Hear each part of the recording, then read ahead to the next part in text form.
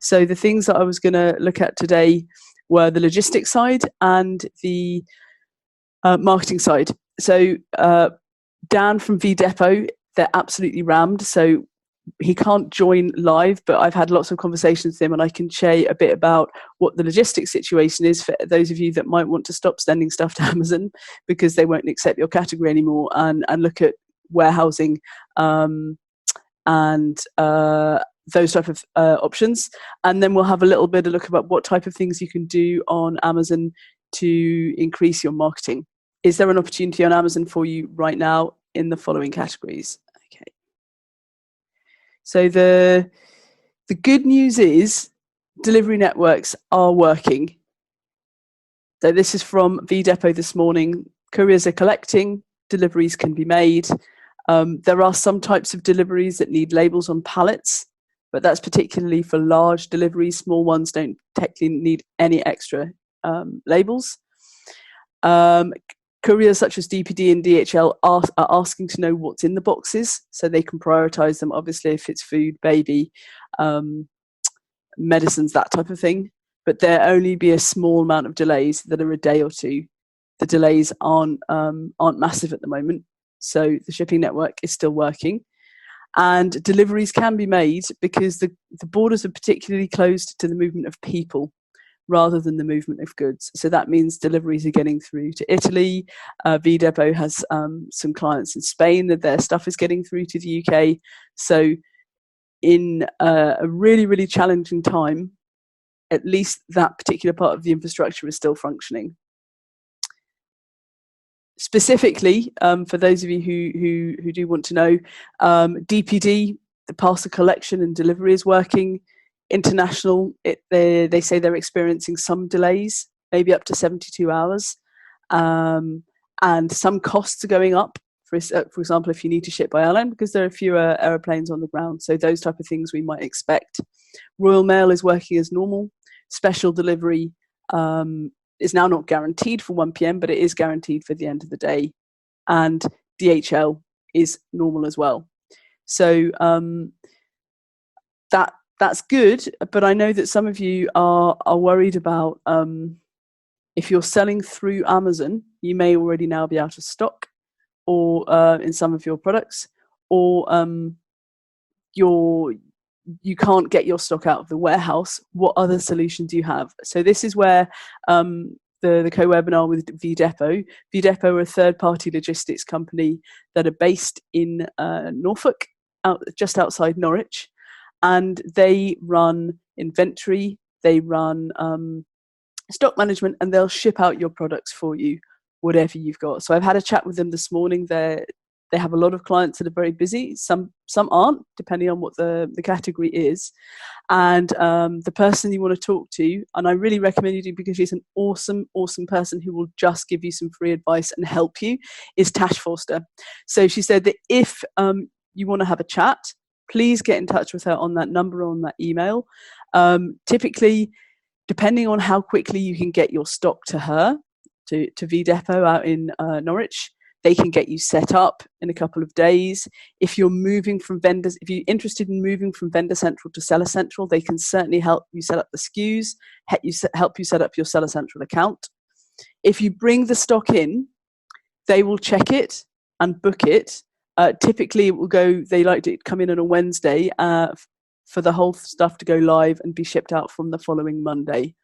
And the issue about pricing, it obviously all depends how you need it packed, whether it needs gift wrapping, all sorts of things, and that's why that would depend on a bespoke quote. So I have no particular relationship with VDepot. There are many other third-party logistics providers as well. I was just intro to them. And they're just exceptionally nice people at this time. They just want to give you your time if you need it, give you a bit of help, and answer any questions you have about moving to fulfilled yourself rather than trying to, Amazon is not going to prioritize your stuff unless you're in the right categories. So that's the quick information on that side. Before I move on to the marketing side, would anyone like to ask any questions about the logistics side? Because that is part of VDepot's expertise, but I have had a lot of chats with them over the last 72 hours, so I might be able to direct you specifically. So do let me know. Hi, I've got a quick question here. Yeah. We're a vendor central account. So at the moment we're okay because we're in a category where they've classed it as high demand, so we can still get our stock in. Brilliant, that's good. Prioritizing essential goods, so our deliveries are getting moved back, but they have kind of extended our window deliveries for us. But if there were to be an occurrence where, you know, we stop and then we need to switch to seller central, is that something that can be done temporarily and then move back to vendor central, or is it you select one or the other? You can actually do both, and in fact I have clients already that use both channels. So I have some clients who are maybe, you know, turning over 20-30 million, so really big companies, where they put some of their stock on vendor central. So Amazon will give them a wholesale order, they have regular orders, Amazon will order in bulk, and in normal times that's fine. Then if they're doing a product launch, for example, if they want to launch in a new market, or if they want to change their wholesale relationship with other people they're selling to, then they'll put stuff on seller. So a lot of companies run two channels. For things that Amazon is selling on vendor, they will always have the buy box if you try and compete with them on seller. So that it depends how much is in stock at Amazon. But I do know companies will let their stock run out with vendor. So they'll send stuff to vendor. When the stock runs out, they'll switch to their own seller account to sell the same thing, essentially. Right. And then they'll just slowly just not refulfill Amazon's orders on that side. So there's a bunch of ways you can play it if that's one of the issues you're facing. Right, perfect. Thank you. So you can certainly run both, but if Amazon has it in stock, they'll get the buy box, they'll get the ads, and they will always obviously be slightly the algorithm will make them slightly cheaper. Yeah. Okay. Thank you so much. So the other thing that I wanted to share with you is, as I'm sure you will have seen, there is a big demand across Europe at the moment in certain categories. With the clients that I have and the people that I've spoken and VDepot have confirmed, for people that aren't necessarily selling on Amazon, I'm sure you've seen home and garden is really big. Kids games, puzzles are very popular. Anything to keep young people occupied. Pampering, for example, and loungewear. So that's things that make you comfortable at home. And I'm wondering to what extent beauty comes into that category. And that may or may not be a particular opportunity, but there is opportunity at the moment. For some people, that's not good, because I don't know whether for you guys on the webinar, if you're suddenly sell 6 months worth of stock in a weekend, that doesn't necessarily solve your business problems either. But for categories that might now be coming into play that you haven't necessarily optimized the marketing on, there you can have good results and actually get more people to look at the listings. So I have clients that are in the, for example, the home and garden segment in the UK, where they've done really good marketing, and in the EU. And by doing a better job of writing the listings, doing a better job of the photography, adding videos, you will get better conversion rates, better page views, and better sales. So I wanted to run through some numbers with you about that to show that you can do it, you can get other people to do it, but it's really important, especially even if so people can see it, so people can see your listings. That is the fundamentals of marketing. Make it more desirable and make sure it gets in front of people so they can see it. So if you don't know where to start and you do have a lot of listings, more than one or two, ask yourself, what would a 30% increase in conversions do for my sales? If I just went from a conversion rate of 10% to 13%, what would that do for my bottom line? And then break it down. What are the 5 or 10 listings which actually could do with a refresh that would actually make a difference? Don't try and bite off the whole elephant. Chunk it up, do a few pieces. Which 5 or 10 listings are typically your best sellers is a good place to start. What are the conversion rates on it? If you can always improve, unless you're up to about 45% conversion, there's always something you can do. What categories are popular in this crisis? And the key point, do you have enough stock? There's no point doing any marketing or any advertising if you don't have enough stock to actually fulfill increased demand. And never, never, never throw money at advertising if you're not sure the listings can be as good as they can be, because you're throwing money at the wall. You wouldn't run Google ads if you didn't have a checkout process on your website. Just the same, don't throw money at Amazon ads if people land on the listings and bounce off again because they don't understand what they're buying. So a few pieces of data to support what I've just said. Better marketing will increase page views. So if you're on Vendor Central, it is more tricky to get this type of data, although I think everyone's moving on to a premium version from the end of March. This is a company that that does cleaning products. They were selling in France and they had Google Translate listings. We worked with them since January to do a better job of making French people want to buy their products. And you can see in every case, page views increased. Sometimes they went back down in March, but the important thing is they increased and the conversions increased. So this is the same company with better marketing. More people look at the listings. Some do better than others, but more people will look at them. This is a different company. They were selling hot water bottles at the end of last year, and we increased their conversion rate across Europe. And this is, again, from a Google Translate to a good sales and marketing copy. And conversion rate, the advantage was that is it's not necessarily seasonal. People are people liking the product more. Do they like what they read? Do they understand the photos? Do they understand the videos? There's data to show that it will do a better job for your listings. And it's something that you can do anytime. You can do it now. You can do it in-house. In this case, with the hot water bottles, we increased sales as well as the conversions. This shows you unit sales in Germany, Spain, and Italy. And in France, they went through the roof. I don't know what French were doing with hot water bottles at the end of last year, but it was a great result for us. But even still, it made a difference. And this is with a cleaning product company. The first month, the second month, the third month after, just making sure that the marketing was as good on Amazon as it was on the website, as it was in the supermarkets. And obviously there was a key product that made a lot more than everything else, but all the other products are making more money than they had before. And that's the great thing with Amazon, is you can really see the data. If you go into the reports, if you go into the Amazon Retail Analytics, there's nothing to stop you making data-driven decisions and seeing whether optimizing a few listings will actually work for you. At this question of Amazon marketing, where to start, we can do better listings, we can do better titles, we can put more keywords in, we can make sure we're responding to reviews and Q&As. You can then add images, and you should be adding 5 to 7 images. That's both product images and lifestyle images. You should be putting video on your listings as well, and writing better copy and making sure you've got the right keywords.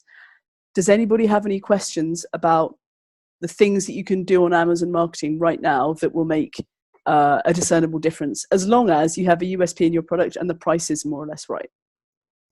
Please jump in if you have any questions on that. I just wanted to ask, how do you go about responding to customer? Because when I look, it says that, as a company or as the seller, we can't respond. Right, that's a great question. So that's one of the advantages that I'm going to come to in the next section of going on to Seller Central. So if you're on Seller Central, you can directly respond to customers and who can ask questions. You can't do that if you're on if you're on Vendor.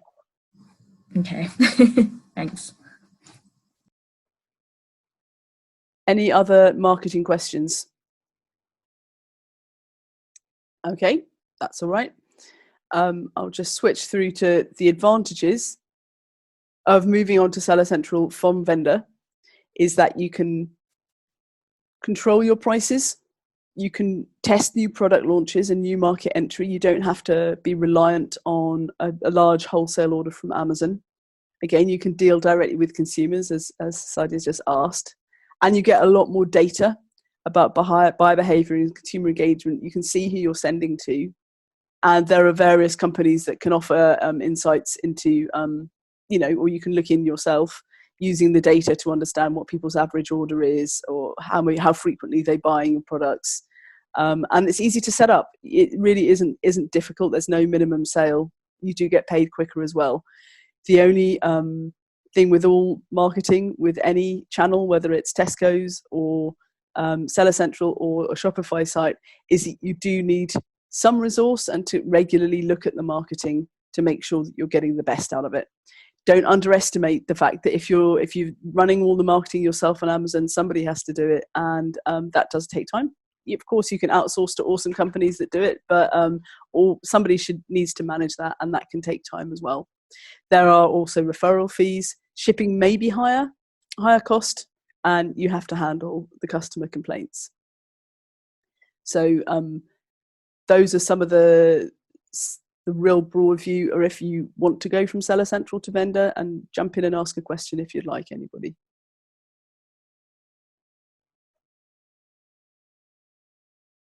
Okay, that's the quick and simple explanation about whether is there an opportunity at the moment on Amazon. As I said, we're seeing a lot of people's sales go up, even in Spain, even in Italy, even in France at the moment, and Germany too. The UK, obviously, and I think that what's happening now in the UK and Europe will be happening in the USA. So that's something certainly to look at. In this time, if you have resource, there's nothing to stop you going through, looking at your own data, saying, what could I actually improve? What could I do better myself? What's the 20% that will make the most difference to all of my listings? And I would like to shout out Adam, who works at Trendy Grandad. He is going to be jumping on a webinar in 2 weeks' time. We're going to look at using video for e-commerce and for Amazon, just to see what are the options, what can you do yourself, and how can you make your product stand out by videos in a quick manner. If you don't want a production company, what can you do yourself, and what difference that can make on the data. If there's any other questions about marketing on Amazon, please shout.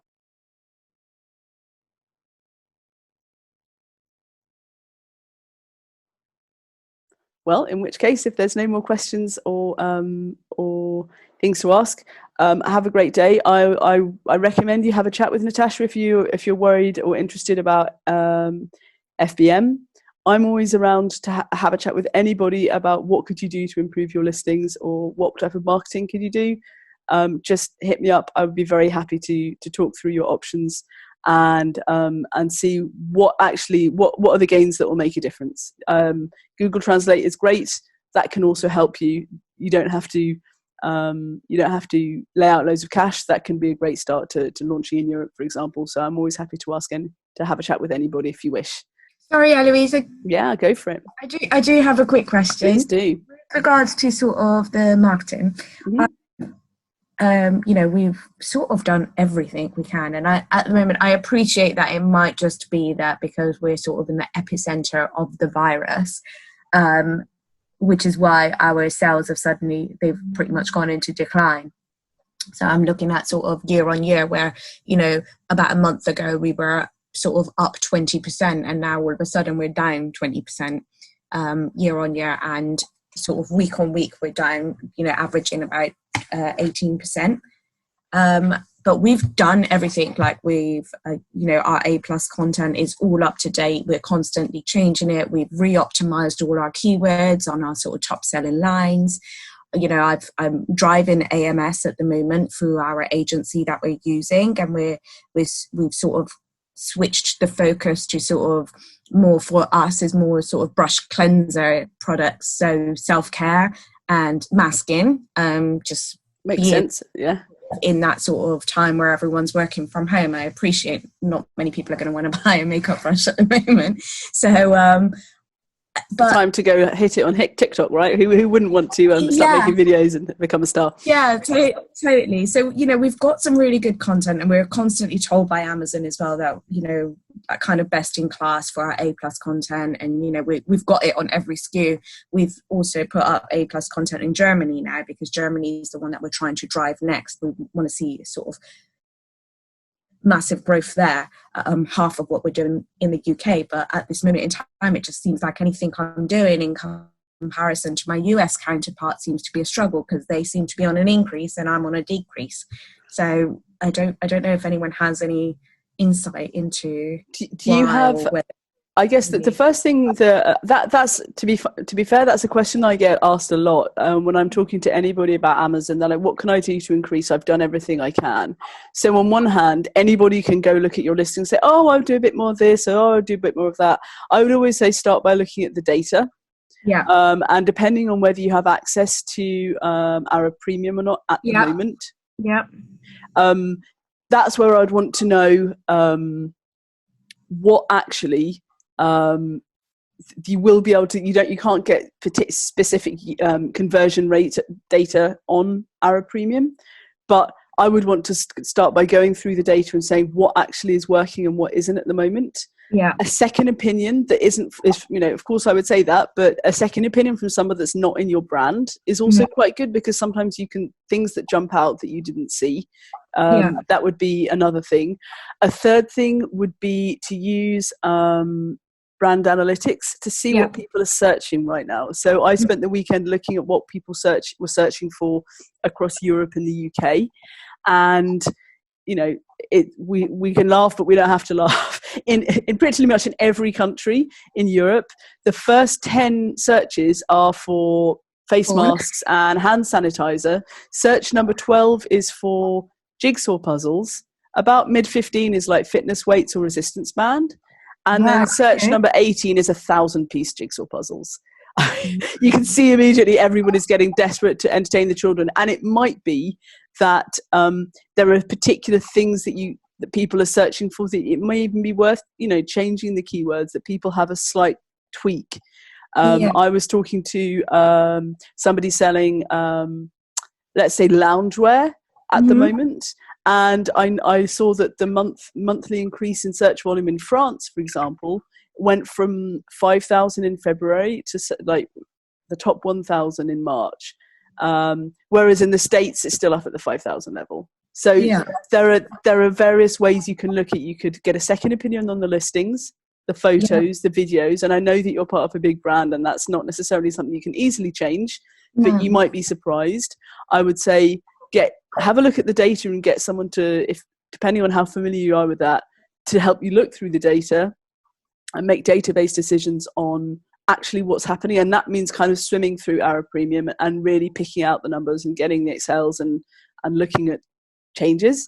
And I would also consider, what are people searching for right now, and is there an option, depending on how strict your brand guidelines are or the listing guidelines, to change some of the keywords and see if that makes a difference. I mean, my AVS has changed all the keywords, so and that, I think that's where the problem is, because they change, and he has sent me the list of all the keywords that he's changed. So I'll go through that and see if there's anything else that can be added to it. And we've had sort of our marketing agency have been doing a lot of work into sort of search. Because, and I would, of course, every marketing agency does the best job that they can, but I have certainly seen with other brands that are outsourcing Amazon ads, but not outsourcing the listing optimization. Sometimes that means you end up throwing money at ads and throwing money at keywords when actually it's not coherently joined up with what's on the listing. And again, the analogy is like throwing a lot of money at an agency to run you Google ads when you haven't done the SEO on your website. And that would be something where, if you've got a lot of keywords that are being used in ads, are they really, I don't know, they could be in your case, but for many companies, are they matched up with the keywords in your listing? Okay, I will get onto that. Thank you. That would be does anyone else have any questions? I hope that's at least give you a top list of things to do, Saja. Thank you. Okay, well, if there's no other questions, you know where to find me, Eloise at Sell Beyond. My phone number is on the website, 07528 112 624. Very happy to have a chat at any time and look at any of your data if that's what's interesting for you. And I really wish you a good afternoon, otherwise on this very sunny day down here in the south of England. Thank you so much. Thank you so much. Cheers. Bye. Thank you.